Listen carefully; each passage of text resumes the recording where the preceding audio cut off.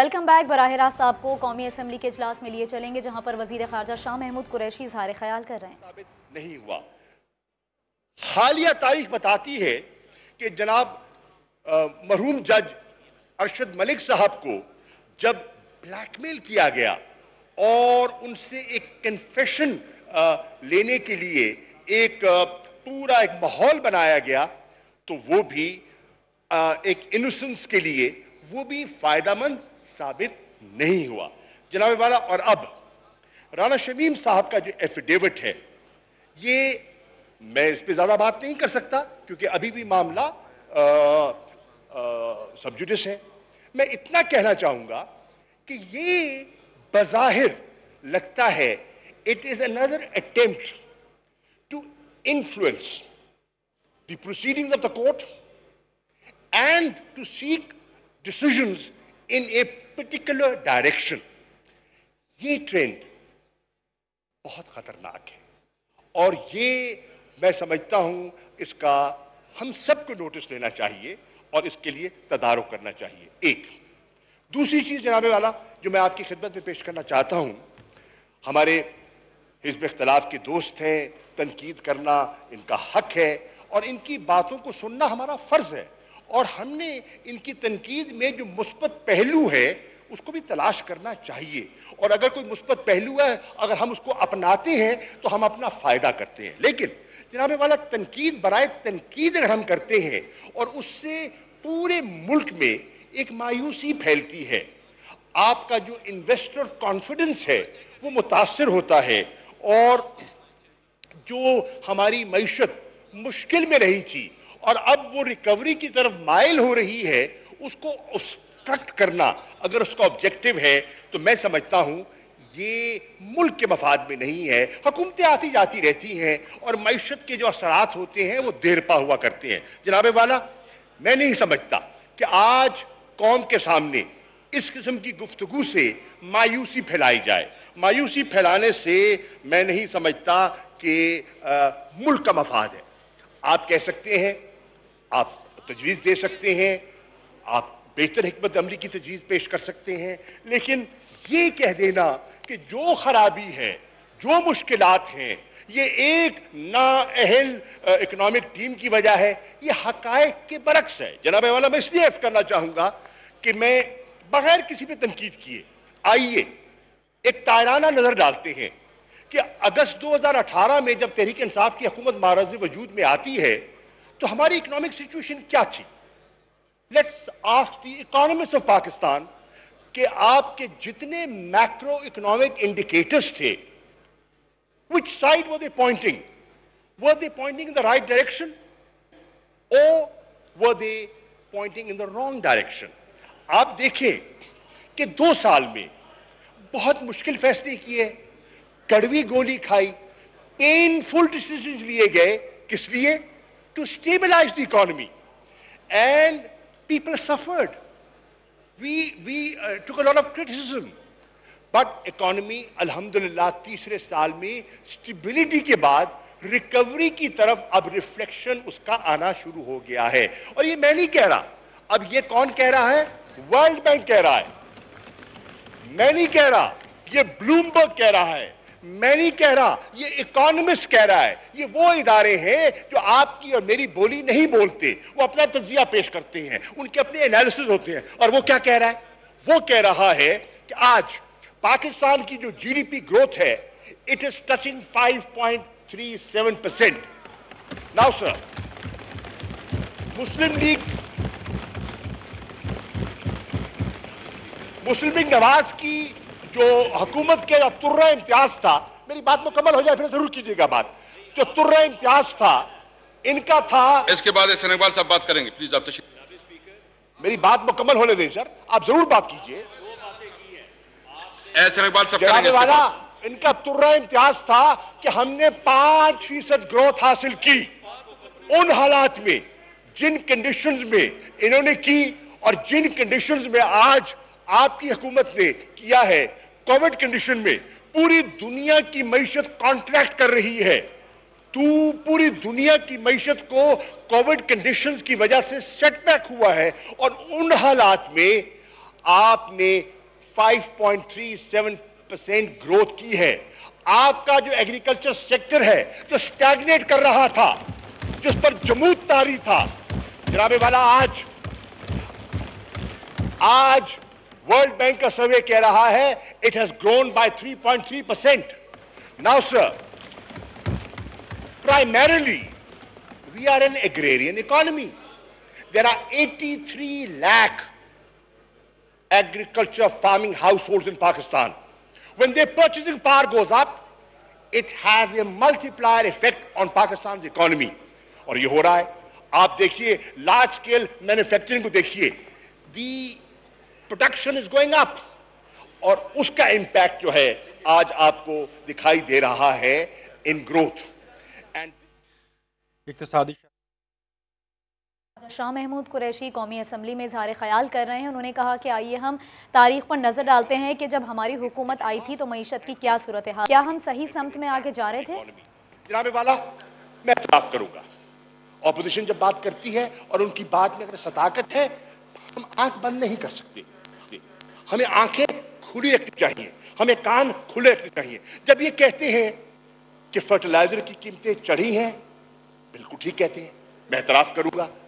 بالکل کھاد کی قیمت چڑھی, ہم سب کہتے ہیں, ہم سب دیہی علاقوں سے تعلق رکھتے ہیں, ہم جواب دے ہیں, بالکل کھاد کی قیمت چڑھی ہے. دیکھنا یہ ہے کہ کیوں چڑھی ہے. میں سمجھتا ہوں, اور ہم نے بحیثیت حکومت کے کیا اقدامات لیے ہیں اس میں ایک ٹھہراؤ پیدا کرنے کے لیے. جناب والا, پہلی بات تو یہ ہے کہ جو گورنمنٹ کے بس میں تھا, گورنمنٹ کے بخش میں یہ تھا کہ گیس کی شارٹیج کے باوجود, گیس کی پوری ملک میں قلت ہے, جیسے کہ منسٹر پیٹرولیم ابھی کہہ رہے تھے کہ 9% ہماری گیس کی سپلائی ہر سال بتدریج کم ہو رہی ہے. سندھ کی بھی کم ہو رہی ہے, خیبر پختونخوا کی بھی کم ہو رہی ہے, اور نیشنل فگر جو ہے وہ 9% ڈکلائن ہے آن اے ایئرلی بیسس.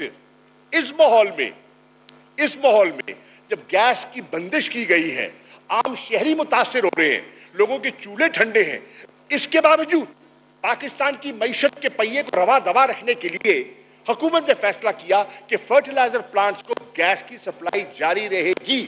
نتیجتاً آپ کی یوریا کی پروڈکشن پچھلے سال سے اگر آپ ایئر ٹو ایئر انالیسس کریں تو تقریباً 3.5 لاکھ ٹنز کی پروڈکشن میں اضافہ ہوا ہے.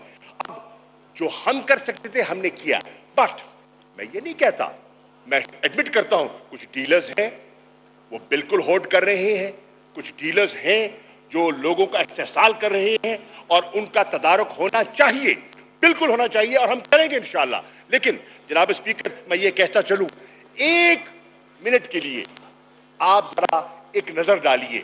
فرض کیجئے آج پاکستان میں یوریا پیدا نہ ہو رہی ہوتی, اور ہماری جو ڈیمانڈ سے ہماری جو ہے ڈیمانڈ سپلائی سے زیادہ ہوتی, ہم کیا کرتے؟ ہم امپورٹ کرتے. آج آپ 1 بوری یوریا کی باہر سے منگائیں تو آپ کو اندازہ ہوگا کہ 1 بوری یوریا کی کیا قیمت ہے. اس کے برعکس پاکستان کے کسان کو جو مہنگی یوریا بھی بک رہی ہے وہ انٹرنیشنل پرائس سے کہیں سستی ہے. انٹرنیشنل پرائس اگر یوریا کی 8-9 ہزار روپے بوری کو چھو رہی ہے, تو آج بھی جو بلیک بھی ہو رہی ہے وہ 2500 پہ مل رہی ہے. میں یہ نہیں کہہ رہا میں بلیک مارکیٹنگ کو جسٹیفائی نہیں کہہ رہا, بالکل نہیں ملنی چاہیے, کنٹرول ریٹ پہ ملنی چاہیے, لیکن یہ کہہ دینا اور وہاں جناب ہم ایک جانب وزیر خارجہ شاہ محمود قریشی اظہار خیال کر رہے ہیں, اور آپ دیکھ سکتے ہیں کہ شہزاد اکبر بھی پریس کانفرنس کر رہے ہیں. میں چاہتا ہوں جو کل اسلام آباد ہائی کورٹ میں معاملہ تھا رانا شمیم کے ایفیڈیوٹ کے اوپر, اس پورے کیس کو میں سمجھتا ہوں ایک کانٹیکسٹ میں سمجھنے کی ضرورت ہے. اعتزاز احسن صاحب بہت بڑے ماشاءاللہ قانون دان ہیں, سینئر ہیں, سیاست کو بھی بڑا بہتر سمجھتے ہیں اور شریفوں کو بھی بہت سمجھتے ہیں. تو انہوں نے ایک ٹرم بنائی ہوئی ہے, وہ بڑی پسند ہے مجھے, اسے کہتے ہیں شریف ڈاکٹرائن. وہ جو شریف ڈاکٹرائن ہے جس کو اعتزاز صاحب بھی فرماتے ہیں, وہ کیا ہے؟ شریف ڈاکٹرائن ہے کہ جی ججز کو یا خرید لو اور اگر وہ نہ بکے تو اس کے اوپر حملہ آور ہو جاؤ. اور یہ میں کوئی ہوائی بات نہیں کر رہا ہوں. شہباز شریف صاحب، جسٹس قیوم صاحب اور سیف الرحمان صاحب کی ٹیپس اس ملک کی ہسٹری کا حصہ ہیں کہ وہ بالکل اس کے ہمارے ذہنوں میں ذہن نشین ہیں. وہ بار بار میڈیا پہ چلائی بھی جاتی ہیں. شاید ہم ان کو اتنا زیادہ ویٹیج نہیں دیتے شریف ڈاکٹرائن کو سمجھنے کے لیے، لیکن ہی میں ہوئے اسی واردات کے دوبارہ ہونے سے وہ شریف ڈاکٹرائن پھر سے ایک دفعہ واضح ہو گئی ہے. اب ابھی اگر آپ دیکھیے کہ یہ جو اس وقت جوڈیشری کے خلاف یا ان ججز کے خلاف جن کے پاس ان کے مقدمات ہیں، ان کے خلاف ایک کانسپریسی کا آغاز ہو چکا ہے. اور اس میں ایک چیز جو، کیونکہ یہ چور بڑے کچے ہیں، جس طرح وہ کیلبری فونٹ پکڑا گیا تھا اس طرح سے ان کی چوری بھی بڑی جلدی پکڑی جاتی ہے. ابھی میں 2-3 واقعات آپ کو صرف سیکوینس سے بتاتا ہوں. آپ اس کی سیکوینس دیکھیں تو آپ کو واضح ہو جائے گا کہ اس وقت شریف ڈاکٹرائن کس والے حصے پہ عمل کر رہی ہے، اور وہ حصہ ہے حملہ آور ہونے کا. پہلے مریم بی بی کا کیس ایون فیلڈ اپارٹمنٹ والا ہیئرنگ کے لیے فکس ہوتا ہے، ایک بینچ بنتا ہے اسلام آباد ہائی کورٹ میں. ہر طرح کا ہیلا بہانہ ان کی طرف سے کیا گیا کس طریقے سے کیس ڈیلے ہو جائے. لیکن جب بینچ نے کہا کہ نہیں، کیس فردر ڈیلے نہیں ہو سکتا اور دونوں سائڈز آ کے اپنا کیس رکھیں تاکہ ہم فیصلہ کریں، تو سب سے پہلے ایک چربا قسم کی آڈیو لیک آتی ہے. وہ جسٹس ثاقب نثار کی اللیجڈلی ایک، اور میں اس کو چربا اس لیے کہتا ہوں کہ وہ 2 دن کے اندر ہی ایکسپوز ہو گئی. کیونکہ اس آڈیو کو جب آپ سنتے ہیں تو آپ کو صاف، ایون اپنے نارمل، آپ کوئی فورینزک ایکسپرٹ نہیں ہے لیکن ایک عام آدمی بھی سن کے اس کو لگتا ہے کہ اس ٹیپ کے اندر جو کہا جا رہا ہے اس سے قطع نظر جو اس کے اندر ٹون ہے، اس کے اندر آواز ہے، اس کا چینج ہونا ہے، کلکس ہیں، یہ کوئی عجیب سی بات لگتی ہے. اس کے بعد ایک میڈیا ہاؤس نے اس کی فورینزک بھی کروا لی امریکہ سے. وہ فورینزک کی رپورٹ جب سامنے آئی تو اس فورینزک کی رپورٹ نے بھی یہ کہہ دیا کہ یہ جو ہے ڈاکٹرڈ ہے، اس کے اندر جو آواز ہے اس کا تسلسل نہیں ہے اور وہ مختلف موقعوں پہ لی گئی آواز ہے. تو وہ والا جو پہلا چربا حملہ تھا وہ تو فیل ہو گیا. اس کے فوراً بعد، اور یہ آپ خود دیکھ سکتے ہیں اس کا ٹائم لائن سیکوینس، اس کے فوراً بعد رانا شمیم نامی ایک شخص کا ایفیڈیوٹ آ جاتا ہے جو کہ ایک بہت بڑے اخبار کے فرنٹ پیج پہ چھپ جاتا ہے. اب اس ایفیڈیوٹ میں بڑے بڑے دعوے کیے گئے. اب اس ایفیڈیوٹ کے اوپر بھی 2 طرح کے سوالات ہیں. پہلا سوال تو اب وہی کہ ایک عام آدمی کی طرح آپ سب سے پہلے سوچتے ہیں کہ یہ رانا صاحب کو 3 سال بعد کیوں ان کا ضمیر جاگ گیا، اور اتنے ریلیونٹ ٹائم کے اوپر کیسے جاگ گیا، جو وہ کہتے ہیں کہ جی میں نے ضمیر کی آواز سن کے یہ کیا. اس کے علاوہ جو اس کے اندر کانٹینٹس ہیں اس ایفیڈیوٹ کے، وہ بھی فیکچولی کریکٹ نہیں ہے، فیکچولی میچ نہیں کرتے کچھ چیزوں سے. کیونکہ جج صاحب کے اوپر حملہ کیا گیا اسلام آباد ہائی کورٹ کے آنریبل جج کے اوپر، وہ تو جس ڈیٹ کو بتا رہے ہیں وہ وہاں موجود ہی نہیں تھے. لیکن اس چیز سے قطع نظر کہ اس کے اندر کانٹینٹس کیا ہیں، سب سے پہلے تو آپ نے یہ دیکھنا ہے کہ اس ایفیڈیوٹ کا اور ٹائمنگ کا مقصد کیا تھا. اس ایفیڈیوٹ کو سبمٹ کرانا اور ٹائمنگ کا مقصد تھا اسلام آباد ہائی کورٹ میں جاری ایک مقدمے کے اندر اثر انداز ہونا اور آنریبل جوڈیشری کو پریشرائز کرنا انہی ٹیکٹکس کے ساتھ کہ ہم کسی حد تک بھی جا سکتے ہیں. لیکن اب وقت کافی بدل چکا ہے. نہ میں سمجھتا ہوں کہ یہ کسی بھی شعبے کو اپنے اس طرح سے سبڈو نہیں کر سکتے جس طرح یہ 90 کی دہائی میں کر لیا کرتے تھے. اب کیلبری فونٹ والوں کی ایکسپوزے اس طرح سے ہو جاتا ہے کہ پہلے تو Islamabad high court and rightly so اس کا نوٹس لیتی ہے اور اس پورے ایفیڈیوٹ کو جوڈیشری کے اوپر حملہ تصور کرتی ہے اور کنٹیمپٹ کی پروسیڈنگ سٹارٹ کرتی ہے. رانا شمیم پیش ہوتے ہیں اور وہ آ کے کہتے ہیں جی کہ میں نے تو یہ ایفیڈیوٹ دیا ہی نہیں، کسی کو لاک اینڈ کی میں تھا. اچھا، وہ والا جھوٹ بھی ایکسپوز ہو جاتا ہے کیونکہ پہلے ایک رپورٹ آ گئی کہ یہ لاک اینڈ کی تو بات کر رہے ہیں لیکن جو ایفیڈیوٹ ہے وہ نواز شریف کے دفتر میں سائن ہوا ہے. لندن میں نواز شریف کا ماربل آرچ کے اوپر جس کی ملکیت شاید ان کے صاحبزادے کی ہے، ماربل آرچ پہ، اس دفتر میں یہ سائن ہوا، اور جب یہ سائن ہوا وہاں ان کے پورا گینگ موجود تھا جو یوزول آپ کو نظر آتا ہے۔ اب یہ رپورٹ لندن بیسڈ ایک صحافی نے کی،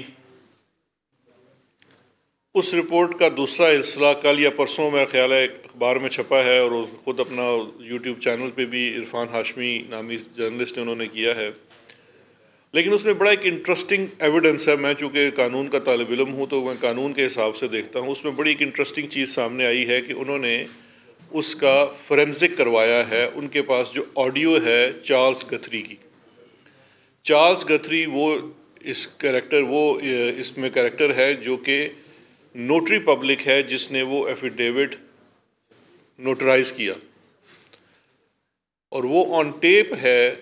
کیپٹل انکم پاکستان کا بہتر ہو رہا ہے۔ جناب والا میں بات ختم کرتا ہوں، مجھے پتا ہے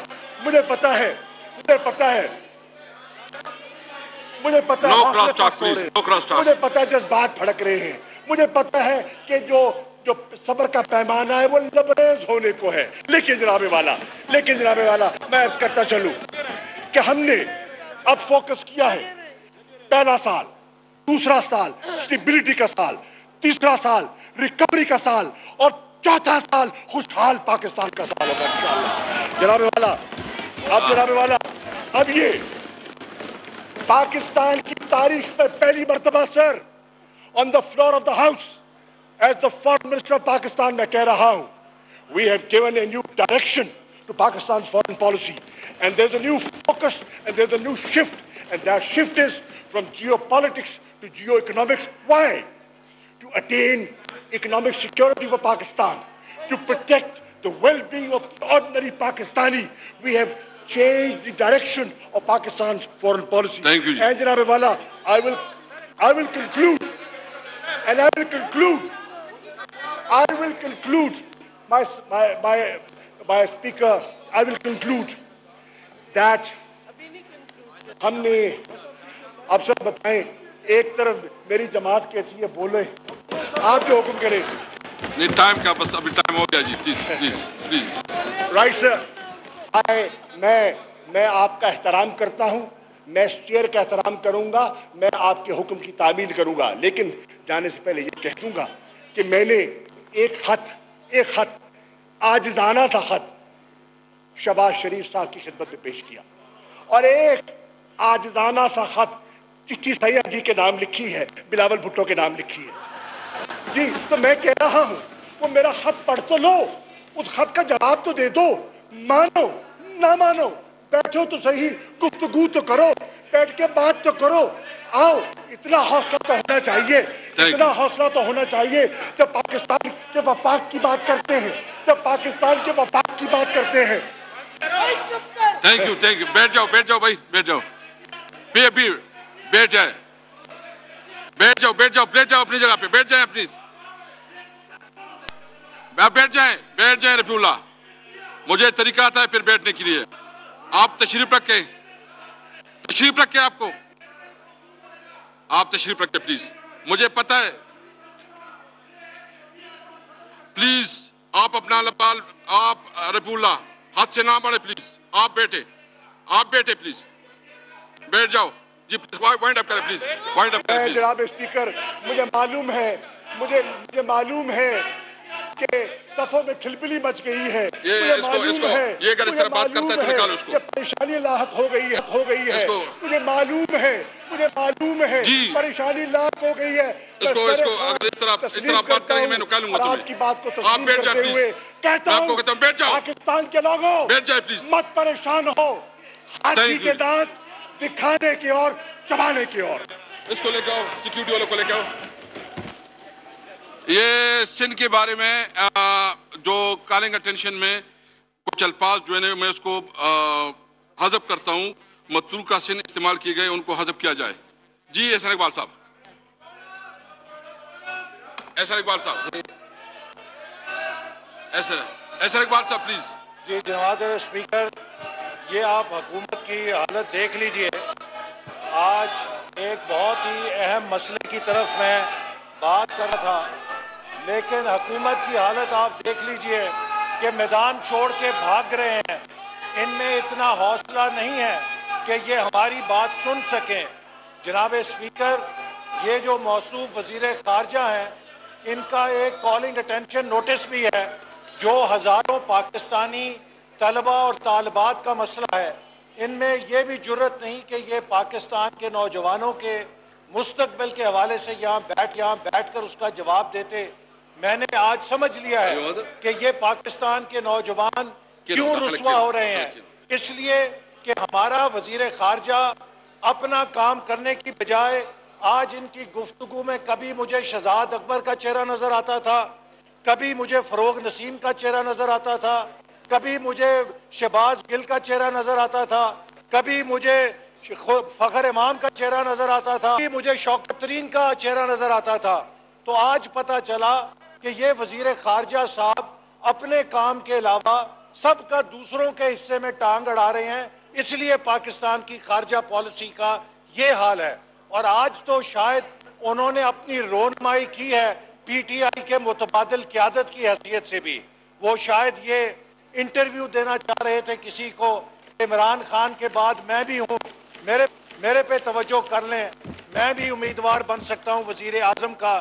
جب انہیں نظر آ رہا ہے کہ ان کے لیڈر جا رہے ہیں، مجھے بہت افسوس سے کہنا پڑتا ہے کہ اگر کسی ملک کا وزیر خارجہ اتنا غیر سنجیدہ ہوگا تو پاکستان کی خارجہ پالیسی کا کیا حال ہوگا.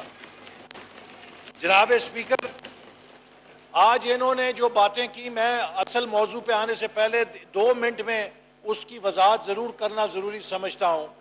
انہوں نے بہت دعویٰ کیا کہ انہوں نے معیشت کو 4 چاند لگا دیے ہیں اور 5% گروتھ ریٹ کر دی ہے، اگرچہ وہ ری بیسنگ کرنے کے نتیجے میں ہوئی ہے. لیکن سب سے اہم بات یہ ہے،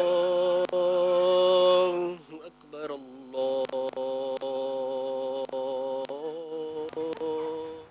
آپ کو بتائیں کہ احسن اقبال قومی اسمبلی میں اظہار خیال کر رہے ہیں. اس وقت اذان کا وقفہ ہوا ہے. اپنے ناظرین کو بتائیں کہ ان کی جانب سے کہا گیا کہ لوگ ایوان چھوڑ کر بھاگ رہے ہیں. وزیر خارجہ میں اتنی بھی جرت نہیں کہ ہماری بات سن سکے. وزیر خارجہ کی گفتگو میں کبھی مجھے شہزاد اکبر کا چہرہ نظر آتا ہے، کبھی شہباز گل کا، تو کبھی شوکت ترین کا. اور اس وقت شہزاد اکبر کی گفتگو پھر سے سنواتے ہیں آپ کو. ویجیلنٹ ہیں اور ان کو ایسے ہی آگے ایکسپوز کرتے رہیں گے. بہت شکریہ. قومی اسمبلی لیے چلیں گے. اپوزیشن رہنما اس وقت خطاب کر رہے ہیں. 231 ارب ڈالر سے بڑھ کے 315 ارب ڈالر ہوئی اور آج وہ 280 ارب ڈالر پہ ہے. انہوں نے پاکستان کی معیشت کا حجم سکیڑ دیا ہے، کانٹریکٹ کیا ہے، اور اس کا نتیجہ یہ ہے کہ آج ہماری فی کس آمدنی میں اضافہ نہیں ہوا بلکہ کمی ہوئی ہے. پھر وزیر خزانہ خارجہ صاحب فرمایا کہ یہ ہماری اچھی باتیں کیوں نہیں بتاتے، ان کو پتہ نہیں غلط باتیں سوچتی ہیں. جناب، ہم تو عوام کے ووٹ لے کر آئے ہیں. ہمیں تو یہ پتا ہے کہ میرا ووٹر جب صبح گھر سے نکلتا ہے، وہ جب سبزی لینے جاتا ہے تو وہ سبزی کی قیمت سن کے اس کے ہوش اڑ جاتے ہیں. جب وہ گوشت کی دکان پہ جاتا ہے اس کے ہوش اڑ جاتے ہیں. جب وہ گھی لینے جاتا ہے اس کے ہوش اڑ جاتے ہیں. جب وہ چینی لینے جاتا ہے اس کے ہوش اڑ جاتے ہیں. جب وہ آٹا لینے جاتا ہے اس کے ہوش اڑ جاتے ہیں. جب وہ اپنے بوڑھے ماں باپ کے لیے دوائی لینے جاتا ہے اس کے ہوش اڑ جاتے ہیں. جب وہ اپنے گھر کے بجلی کے بل کو دیکھتا ہے تو وہ مرنے کے قابل ہو جاتا ہے. جب اسے گیس کا بل آتا ہے اور چولہا بند ہوتا ہے تو اس بل کو دیکھ کے اسے غشی کا دورہ پڑ جاتا ہے. جناب اسپیکر، میرے حلقے کا یا ایک عام شہری جب ہسپتال جاتا ہے تو جہاں اس کو مفت دوائیاں ملا کرتی تھیں اب اسے مفت دوائی نہیں ملتی. جہاں ہسپتال میں اس کا مفت علاج ہوتا تھا آج سرکاری ہسپتال بھی نیم پرائیویٹ ہسپتال بن کے اسے علاج دیتا ہوا نظر آتا ہے. آج نوجوان یونیورسٹی سے ڈگری لے کے نکلتا ہے، اس کو روزگار نہیں ملتا، وہ جوتے چٹکھاتا پھرتا ہے. تو جناب اسپیکر، ہم تو ان لوگوں کی بات کریں گے جو اس مہنگائی سے، اس بے روزگاری سے، اس غربت سے تنگ آ چکے ہیں. غریب کا چولہا بجھ چکا ہے. آپ کے یہ اعداد و شمار، آپ کے دن تو پھر چکے ہیں، وزیروں کے دن تو پھر چکے ہیں جنہوں نے شوگر مافیا سے مال کمایا، فارما مافیا سے مال کمایا، جنہوں نے LNG سکینڈل میں ہاتھ دھوئے. اور جنہوں نے ڈالر سکینڈل میں ہاتھ دھوئے, جنہوں نے BRT سکینڈل میں ہاتھ دھوئے, لیکن غریب بیچارہ غریب تر ہو گیا ہے. تو ہمیں نہ سنائیں یہ اعداد و شمار. جس دن میرے ملک کا عام مزدور, عام کسان ایک محنت کش کہے گا کہ میری زندگی میں آسودگی آئی ہے, اس دن میں آپ کے اعداد و شمار کی سچائی کو مانوں گا. آپ کہتے ہیں پوری دنیا میں کووڈ آئی, پوری دنیا میں مہنگائی آئی, تو جناب ہمارے خطے میں بھارت میں افراط سنگل ڈیجٹ, بنگلہ دیش میں سنگل ڈیجٹ, ان کی معیشتوں کا ڈھانچہ بھی ہم سے ملتا جلتا ہے, تو ہمارے ہاں ڈبل ڈیجٹ کیوں ہے؟ میں بتاتا ہوں کیوں ہے. آپ نے پاکستان کی معیشت کو 2 پوائزن پلز دی ہیں. آپ نے جو 40% ڈیویلیویشن کی اور آپ نے جو 13.25% پہ پالیسی ریٹ کیا, ایک نے مہنگائی کا سونامی نازل کیا اور دوسروں نے پاکستان کی کاسٹ آف ڈیٹ سروسنگ کو دگنا کر دیا, جس کی وجہ سے ہمارا خسارہ بے قابو ہو گیا ہے اور آپ نے پاکستان کو قرضوں کے جال میں دھکیل دیا ہے. آئیے میں آپ کو چیلنج کرتا ہوں, ٹی وی کے اوپر آئیں, لائیو مذاکرہ کریں, لائیو بحث کریں. معیشت آپ نے ٹھیک بنائی ہے یا معیشت آپ نے تباہ کی ہے؟ ہم پاکستان کے قوم کو جج کریں گے, بنا کے بات کریں گے. لیکن یہاں پہ اصل بات جو میں آپ سے کرنا چاہتا تھا جناب اسپیکر, کچھ دنوں سے ایک بحث چل رہی ہے جس کے اوپر میں نے ایک ریزولوشن جمع کرائی ہے. پتہ نہیں کون پاکستان میں بار بار یہ بحثیں چھیڑ دیتا ہے کہ صدارتی نظام لے کر آنا چاہیے, پارلیمانی نظام کے اندر یہ ہو گیا ہے. جناب اسپیکر, ہم 75ویں سال کے اندر ہیں. آج جس ملک کے اندر اگر 75 سال کے اوپر بھی ہم یہ بات قطعیت کے ساتھ نہیں کہہ سکتے کہ اس ملک کا کیا نظام ہونا چاہیے, اس ملک کو کیسے چلنا چاہیے, تو پھر ہمیں کسی دشمن کی ضرورت نہیں ہے کہ جو ہمیں ایک ان وائبل ریاست نہ قرار دے. پاکستان کے اندر 1947 میں جب قائد اعظم نے اس کا ڈھانچہ بنایا تو انہوں نے پارلیمنٹری نظام کو قائم کیا جس میں لیاقت علی خان پاکستان کے پہلے وزیر اعظم مقرر ہوئے. 1956 میں جب پاکستان کی دستور ساز اسمبلی نے پاکستان کا آئین بنایا تو بہت غور و خوض کرنے کے بعد اس کو فیڈرل پارلیمنٹری ڈھانچے میں بنایا. اس کے بعد ایوب خان صاحب نے مارشل لا لگا کے اس کو صدارتی نظام میں ڈھالا. جو آج پاکستان میں صدارتی نظام کی بات کرتے ہیں, میں انہیں عرض کرنا چاہتا ہوں کہ وہ بتائیں کہ جتنا صدارتی نظام پاکستان نے بھگتا ہے شاید اس خطے میں کسی اور ملک نے نہیں بھگتا ہے. ایوب خان کے 10 سال صدارتی نظام, یحییٰ خان کے 3.5 سال صدارتی نظام, ضیاء الحق کے 11 سال صدارتی نظام, جنرل مشرف کے 9 سال صدارتی نظام, صدارتی نظاموں نے کیا دیا ہے؟ ہمارا آدھا پاکستان کا ٹکڑا ہم سے علیحدہ کرا دیا. اور جنرل یحییٰ خان اب صدارت کے لیے شیخ مجیب الرحمان اور ذوالفقار علی بھٹو کو آپس میں لڑاتے رہے کہ تم میں سے جو مجھے صدر قبول کر لے گا میں اس کے ساتھ مل جاؤں گا. دونوں نے صدر قبول نہیں کیا, اس نے پاکستان کو توڑوا دیا اپنی صدارت کو بچانے کے لیے. تو پھر پاکستان کو پہلی دفعہ اسی صدارتی نظام کے ذریعے یہ حادثہ دیکھنا پڑا کہ ہماری اکثریت آبادی ہمیں چھوڑ کر چلی گئی. جناب اسپیکر, دنیا کی تاریخ میں یہ حادثہ کبھی نہیں ہوا کہ کسی ملک سے اس کی اکثریتی آبادی واک آؤٹ کر کے چلی جائے کہ یہاں پر ہمیں ہمارا حق نہیں ملا اور ہم اس ملک کو چھوڑ کر جا رہے ہیں. اگر پاکستان میں وفاقی پارلیمانی نظام کو ڈسٹرب نہ کیا جاتا تو مشرقی اور مغربی پاکستان ایک دوسرے کے ساتھ پیوست ہو کر آج بھی ایک متحد پاکستان کے طور پہ چل رہے ہوتے. اور شیخ مجیب الرحمان کی تقریریں سنیں, وہ آخری وقت تک التجا کرتا رہا کہ میں مارشل لا اٹھوانا چاہتا ہوں, خدا کے لیے مارشل لا اٹھا دو, اسمبلی کا اجلاس بلا لو. میں آج بھی پاکستان کہتا ہوں, لیکن صدر یحییٰ خان کی صدارت کے لالچ نے اس پاکستان کی اسمبلی کو نہ ہونے دیا اور اپنی صدارت پکے کرنے کے چکر میں انہوں نے پاکستان توڑوا دیا.